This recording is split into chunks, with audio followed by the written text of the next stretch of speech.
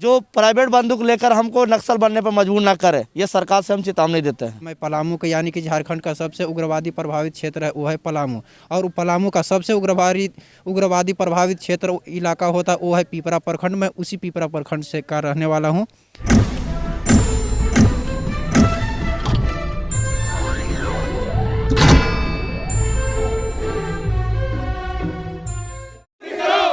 Mega सूची हेमंत सोरेन होश में आओ, हेमंत सोरेन होश में आओ, हेमंत सोरेन। नमस्कार, जोहार 24 झारखंड में आपका स्वागत है। मैं इस वक्त मौजूद हूँ रांची के विधानसभा के जस्ट अपोजिट कुछ दूरी पे, जहाँ पे सरकार द्वारा धरना स्थल बनाया गया। हम आपको रोजाना यहाँ से दिखाते आ रहे हैं। बहुत सारे अभ्यर्थी है जो यहाँ पे धरने पे बैठे, उसी प्रकार एक जैप के कुछ अभ्यर्थी है जो धरने पे पिछले 5 दिनों से बैठे हुए हैं। ना तो सरकार के कोई अधिकारी इनसे मिलने आ रहे हैं, ना तो कोई मंत्री परिषद के कोई लोग मिलने आ रहे हैं, और ना तो कोई इनकी आवाज़ सुन तक रहे हैं। आइए हम यहाँ जैप के अभ्यर्थियों से सीधा जुड़कर बात करते हैं।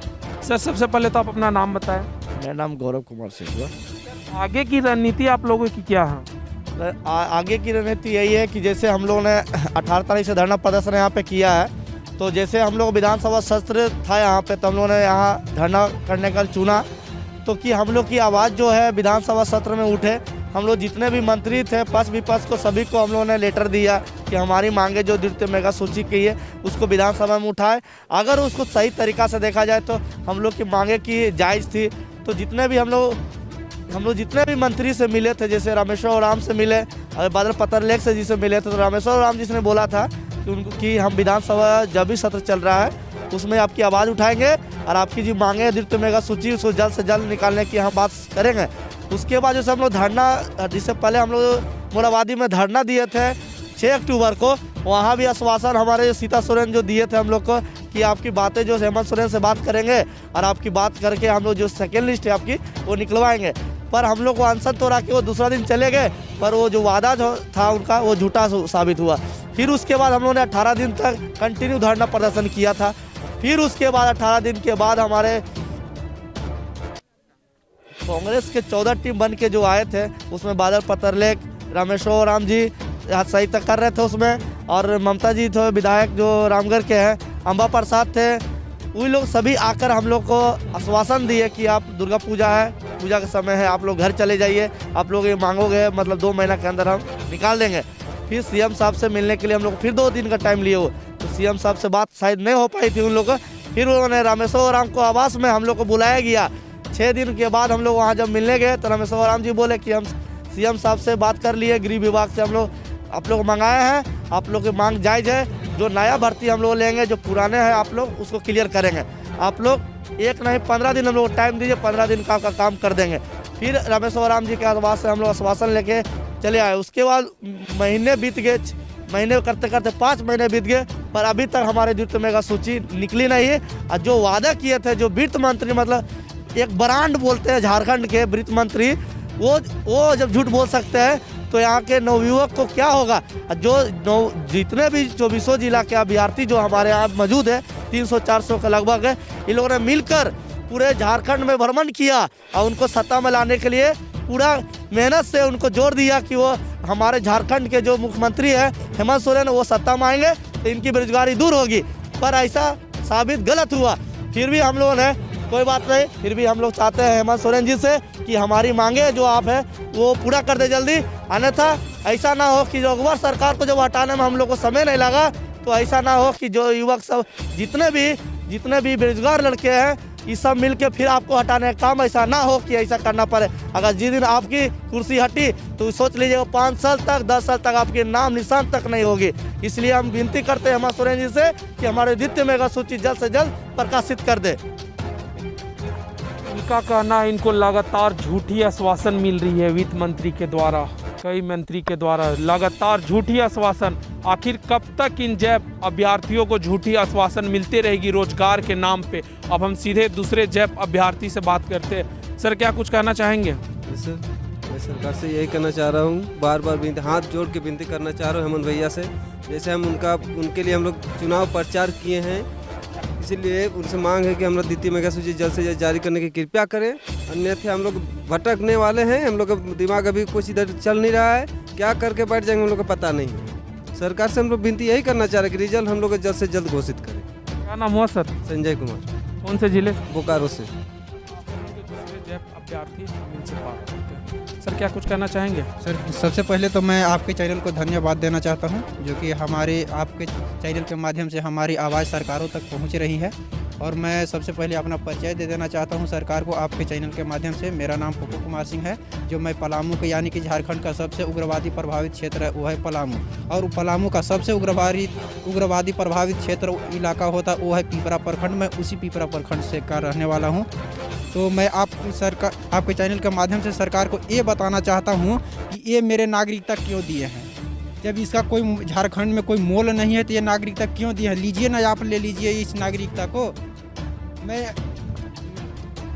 ये मेरी नागरिकता है। अगर सरकार इसकी वैल्यू समझती है, अगर इसको अधिकार है इस झारखंड में, तो इसको या तो आप ले लीजिए, और नहीं तो मैं कैमरामैन से कहना चाहता हूं कि ये मेरा द्वितीय मेगा सूची है, जब झारखंड का द्वितीय मेगा सूची इसको जल्द से जल्द जारी करें।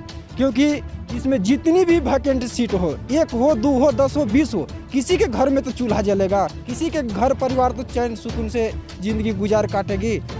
हो सकता है कि किसी जो आज प्रदेश में जाके मजदूरी कर रहे हैं, उनके बच्चे अगर नौकरी हो जाती, उनके बच्चे एक अच्छे से अच्छे स्कूल में पढ़ेंगे लिखेंगे और उनका भी बच्चा अच्छी नौकरी करेगा। जैसे कि मैं आपको एक बार आपके चैनल के माध्यम से सरकार को ये भी बता देना चाहता हूँ, याद दिला देना चाहता हूँ कि जैसे कि हमेशा ना ये बात होती है कि आरक्षण, सब जगह आरक्षण कहते हैं लोग, लेकिन कुछ ऐसे अधिकारी होते हैं जो उच्च अधिकारी होते हैं, जिनकी चिंता होती है कि हमारे बच्चे हाई लेवल में पढ़े। मैं एक बार न्यूज़ के माध्यम से सुना था, जो कि वहाँ पर बात रखी गई थी कि एक जो नागरिकता आरक्षण हो, सामान्य आरक्षण हो, लेकिन उसमें डिबेट में कहा गया मंच पर चढ़ के कि मैं आरक्षण इसलिए मांगता हूँ कि मेरे बच्चे अच्छे से अच्छे स्कूल में पढ़े। तो जब उनके अच्छे से अच्छे स्कूल में पढ़ाने के लिए सरकार, हर पार्टी के सरकार उनको दे सकती है, सुविधा दे सकती, तो हमें क्यों सुविधा से वंचित किया जा रहा है? हम आखिर हर सरकार आन के यही बोलती है, कभी भी नेता मंत्री विधायक आते हैं युवाओं को, भैया आपको देश को ज़रूरी है। क्यों देश को ज़रूरी है? मुझे, मैं तो मरना चाहता हूँ। सरकार चाहेगी मेरी मौत को तांडव देखने के लिए, तो इसी मैं आह्वान करता हूँ आपके चैनल के माध्यम से, अगर सरकार को है कि मेरी मौत के तांडव देखने के लिए हिम्मत, तो इसी ग्राउंड में आए, मैं खुद आत्मदाह करके दिखाने के लिए तैयार हूँ। अगर है ऐसा सरकार में क्षमता तो, नहीं तो मैं आपसे मुख्यमंत्री जी से हाथ जोड़कर नम्र निवेदन करता हूँ, मेरे घर में चूल्हा जले या ना जले, लेकिन इस द्वितीय मेगा सूची में जिन भाइयों को घर में, किसी न किसी भाइयों के घर में तो चूल्हा जरूर जलेगी, किसी न किसी परिवार का अच्छा से अच्छा भरण पोषण जरूर होगा। बस इसी के माध्यम से, आपके चैनल के माध्यम से सरकार, और हाँ, मैं सरकार को ये भी बता देना चाहता हूँ कि ये 7वीं पास का है। अगर हम लोग के इस वक्त 7वीं के लड़के को अगर इंटर BA वाले के साथ अगर बैठा के कंपटीशन लड़ाया जाए तो क्या हम लोग कर सकते हैं? नहीं कर सकते हैं। तो ये वही बहाली है। अगर इसमें कोई सरकार चाहेगी कि इसका बहाली दूसरे में ऐड करके हम वैकेंसी को पूर्ण कर दे, तो क्यों हमें करिएगा? अगर एक मीट खाने वाले व्यक्ति हो और एक शाकाहारी व्यक्ति हो, क्या आप शाकाहारी व्यक्ति को धर्म भ्रष्ट करने के लिए मीट मछली खिला सकती है सरकार? ऐसा कोई भी धर्म नहीं कहता, कोई भी ये नहीं कहता है पार्टी की ऐसा मत करिए। बस मैं यही एक छोटी सी टिप्पणी के माध्यम से सरकार को ये बताना चाहता हूँ कि इस जो 7वीं पास है, इसको किसी अन्य वैकेंसी बहालियों में ऐड करके इनकी मेगा जो भी रिक्तियाँ, इसको पूर्ति करने की कोशिश न करें, क्योंकि हमारे ज़िंदगी का सवाल है, हमारा भविष्य है। और ये ऐसा भविष्य है कि अगर एक बार एक आदमी मर जाता है तो उसका एक परिवार जाता है, लेकिन अगर एक इंसान का भविष्य मरता है तो न जाने उसके साथ कितने परिवार का दुख झेलना पड़ता है। इसकी सरकार को शायद अंदेशा तो बहुत होगी, क्योंकि मैं उनको क्या बता सकता हूँ, क्योंकि वो तो हमसे बहुत आगे है और वो अपने प्रदेश को चला रहे हैं। हमारे जैसे झारखंड के लगभग मेरे जानकारी के अनुसार लगभग 3 करोड़ से ओवर जनसंख्या है। मैं मुख्यमंत्री जी से यही बार बार हाथ जोड़कर आग्रह करता हूँ कि जैसे इस झारखंड प्रदेश के 3 करोड़ लगभग जनसंख्या है, उसमें भी मैं एक बच्चा हूँ। अगर सबकी सरकार कुछ न कुछ देती है तो मेरे भी इच्छा है कि मुझे वर्दी दे दीजिए, और मुझे वर्दी उसमें शामिल हो ना हो, लेकिन इसमें जितने भी वैकेंसियाँ खाली रह जाती है उनको वर्दी ज़रूर मिलेगी। और उनके ज़िंदगी जीने में कोई खुशी हो या ना हो, लेकिन अगर एक दिन वो व्यक्ति शहीद होगा ना, उनके पिताजी के कंधे पर कम से कम 10,000 हाथ जरूर होंगे। उनसे बोलेंगे कि तुम्हारा बेटा आज मरा नहीं है, अपने प्रदेश के लिए शहीद हुआ है। तो मैं इसी जज्बा लेकर आपके सामने आपके सरकार से हाथ जोड़कर विनती करता हूं कि कम से कम सरकार हमारी मांग को पूर्ण करे, और हमें और कुछ तो नहीं, झारखंड में अगर ज़िंदगी नौकरी करने में एक सुकून मिले या ना मिले, लेकिन हमें शहीद होने में फख्र होगा। और मैं इसी वाणी के साथ आपके चैनल के माध्यम से एक बार फिर मुख्यमंत्री जी से हाथ जोड़कर विनती करता हूं कि हमारी द्वितीय मेगा सूची शीघ्र से शीघ्र प्रकाशित करें।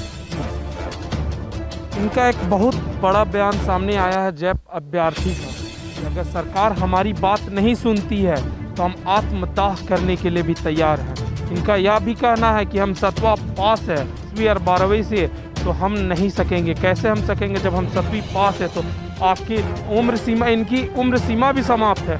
अब हमें ये देखना है सरकार कब तक इनकी बात सुनती है। हर एक बातों पे सवाल, हर बार झूठी आश्वासन सरकार के द्वारा, हर बार। आखिर कब तक रोजगार के नाम पे इन्हें झूठी आश्वासन, सिर्फ झूठी आश्वासन दी जाएगा। अब हम दूसरे अभ्यर्थी से जुड़ के बात करते हैं। सर, क्या नाम हुआ? दीपक कुमार तिवारी नाम हुआ सर। सर, आप लोग यहाँ पिछले 5 दिनों से धरने पे बैठे हुए, क्या कुछ कहना चाहेंगे? सरकार से सर मेरी एक ही राय है या निवेदन है उनसे कि हमारी बातों को सुने, हमारे द्वितीय मेगा सूची जल्द से जल्द प्रकाशित करें, ताकि हम लोग नियुक्ति कर सकें और देश हित और राज्य हित का सेवा करने का मौका हमें दिया जाए, ताकि हम लोग देश का सेवा करें, राज्य का सेवा करें। और हम लोग देखिए 7वीं पास की बहाली है सर, विज्ञापन संख्या 02/2011 का मामला है। 7वीं पास बहाली निकाली गई, जिसमें हम लोगों ने अप्लाई भी किया। 11 में अप्लाई किया, 12 में दौड़ हुआ, 13 में हमारी रिटर्न प्रक्रिया कंप्लीट हो गई, 14 में बलिहार सर शहीद हो जाते हैं। उसके बाद 15 में हमारा रिजल्ट प्रकाशित, रघुवर दास जब सत्ता में आते हैं तो उस समय 8 महीने बाद हमारा रिजल्ट प्रकाशित होता है सर। 8 महीने लगने के, मैं हाई कोर्ट के आदेश के बाद भी 8 महीना लगता है, उसके बाद रिजल्ट प्रकाशित होता है। और रिजल्ट प्रकाशित होने के बाद से हम लोग लगातार मंत्री जी से, विधायक जी से, उस समय पक्ष में बीजेपी थी, विपक्ष में जेएमएम और कांग्रेस थी, उन लोगों से भी हम लोगों ने मिला था। उस समय हेमंत भैया यही बोले थे कि हमारी सरकार यदि बनती है तो हम आप लोगों का कायाकल्प करने का काम करेंगे।